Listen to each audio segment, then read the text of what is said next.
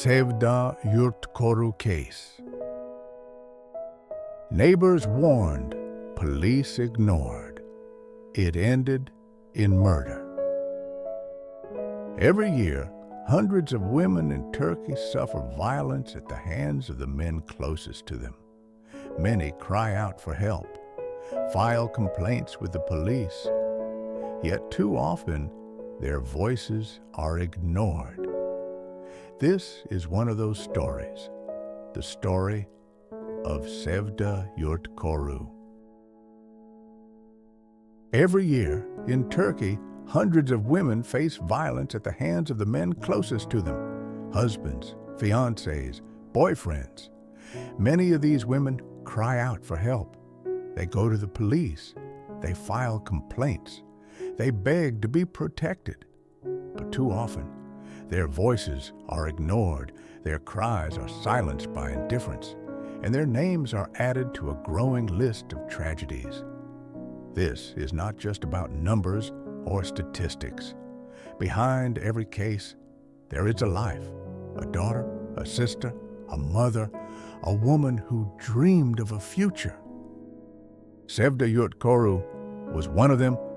She asked for help.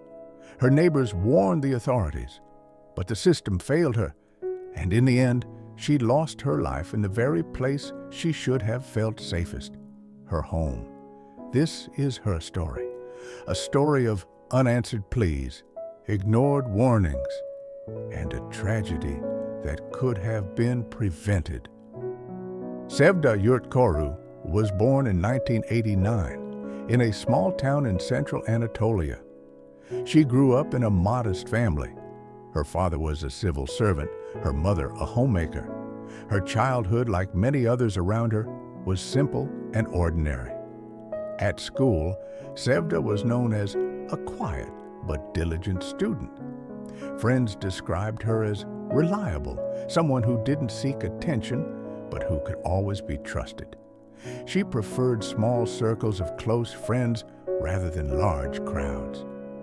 As a teenager, she developed an interest in interior design and crafts.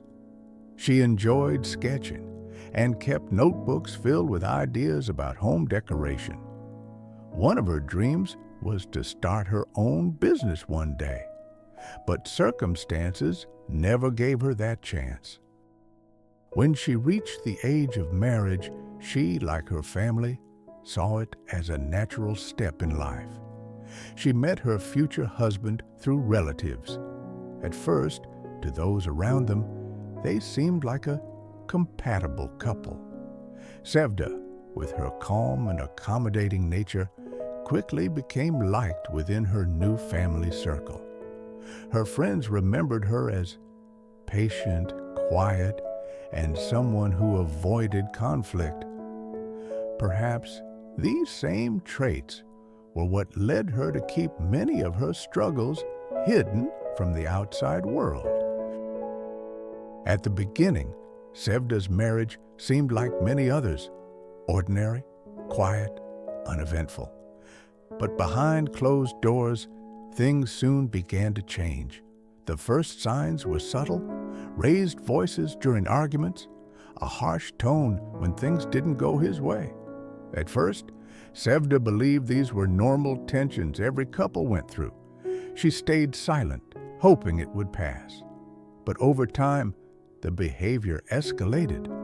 Arguments turned into insults, insults into threats, and eventually into physical violence.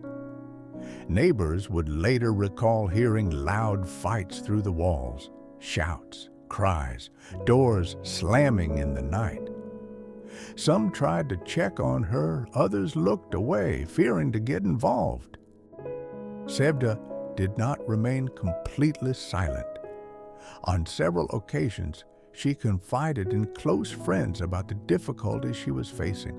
She admitted she was afraid, but also said she didn't know what else to do. She also went to the police, not once but several times.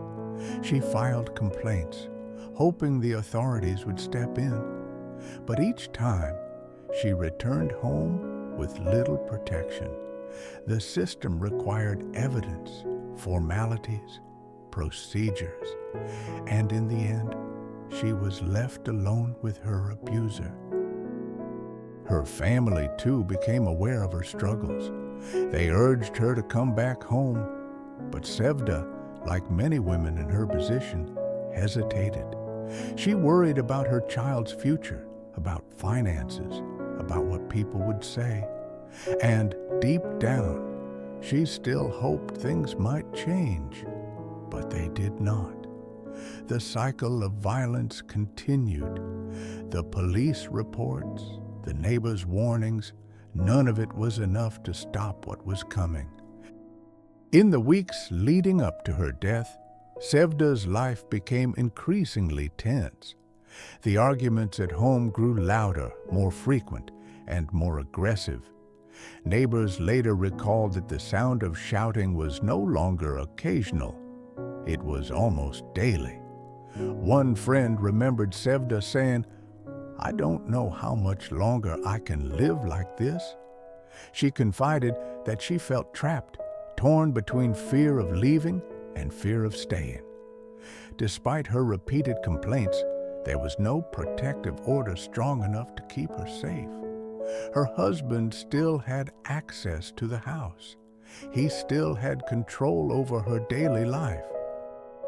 In those final days, her family sensed the growing danger. They urged her to return home to them. But Sevda hesitated. She told her parents she didn't want to be a burden, that she wanted to raise her child in what she hoped could still be a stable family environment. But the warning signs were clear. The violence was escalating. And Sevda herself seemed to know that time was running out. It was July 2019.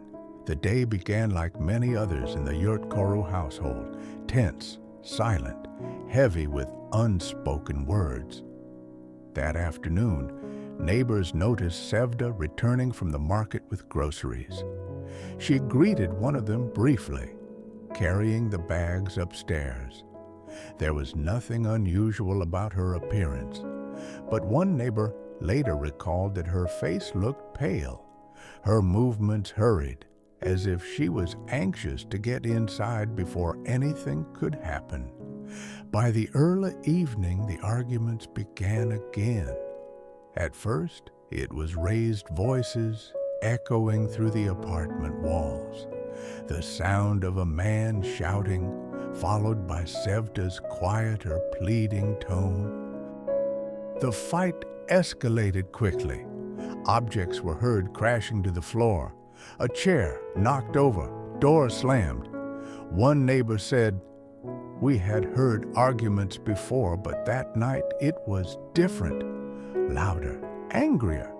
We felt something was about to happen." Several residents gathered in the hallway debating whether to intervene. One finally picked up the phone and called the police, reporting a domestic dispute. It was not the first time such a call had been made from this address. Inside the apartment, Sevda tried to defend herself.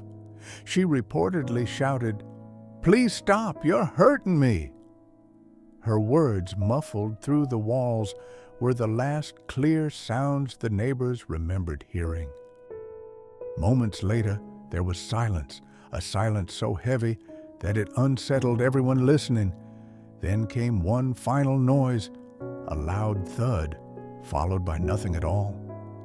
When the police finally arrived, the apartment door was half open. Inside, they found a scene of chaos.